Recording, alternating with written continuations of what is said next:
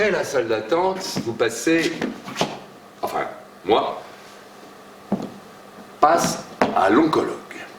L'oncologue, c'est le cancérologue qui travaille en oncologie.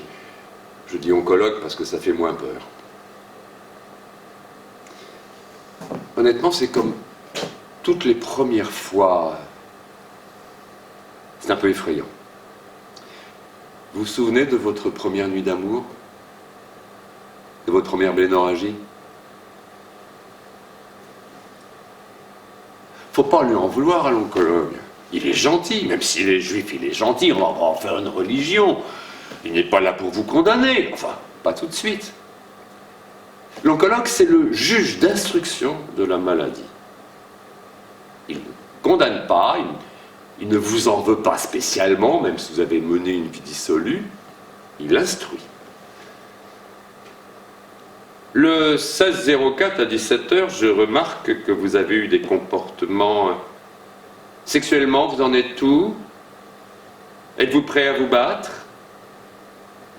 Toi, tu commences à voir tes chances de survie se carapater en bistouquette.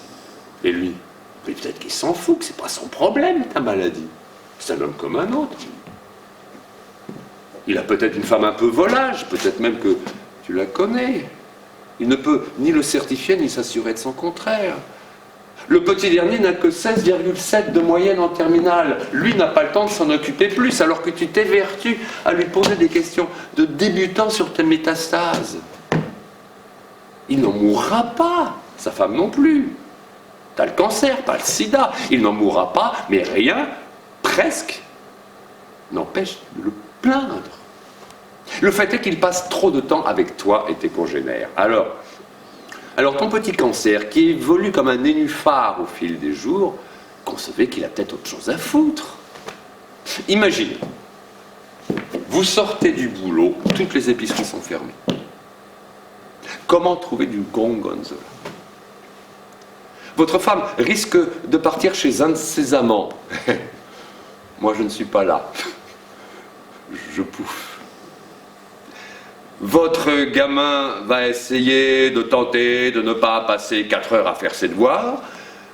Vous allez vous retrouver avec un niard en maison de correction et un autre qui ne sera même pas à vous. Alors vous savez que vraiment, le cancer, c'est vraiment une saloperie, même pour les autres. Vous ne me croyez pas? Essayez donc.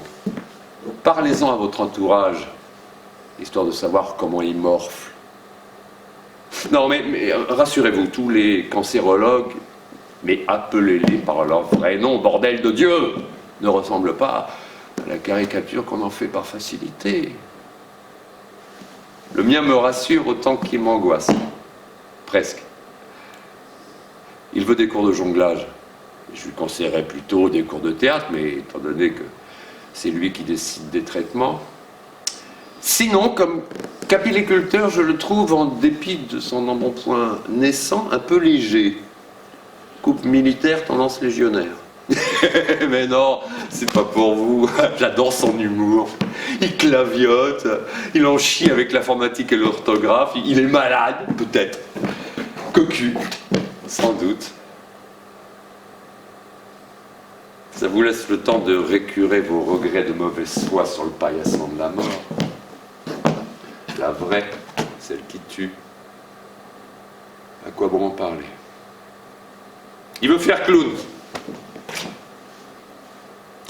J'ai déjà fait comique pour des mourants et des murs verts avec des fleurs dessus. Ah, je sais que c'est assez difficile, mais bon, tant qu'on a la santé, on ressort de là un peu troublé, sans raison palpable. On se souvient d'histoires, d'anecdotes racontées par un vieillard autoritaire et rassurant que certains traiteraient de bibliothèque. On se rappelle combien l'on a pu se sentir petit.